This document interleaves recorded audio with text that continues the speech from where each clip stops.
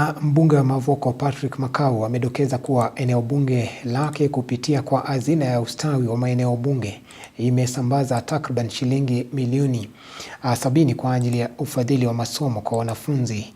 Akizungumza wakati wa hafla ya kusambaza hundi hizo katika shule ya msingi ya Githunguri eneo la Mavoko, amesema kuwa atahakikisha kwamba wanafunzi wa shule za sekondari na vyuo vikuu wanapata ufadhili unaostahili wa masomo.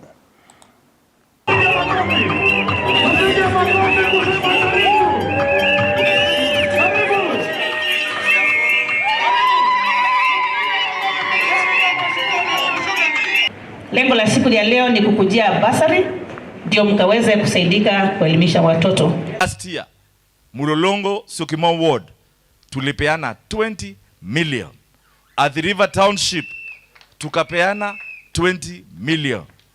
Mudhwani Katani Ward 15 million. Today we are giving 15 million here.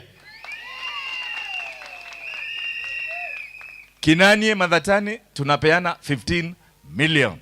In total Mavoko tunapeana 70 million.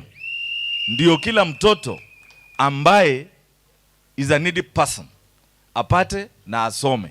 Na pia nikasema mtoto ambaye anaenda day school minimum we are giving is 5,000. Boarding school minimum we are giving is 7,000. Universities and colleges minimum is 10,000.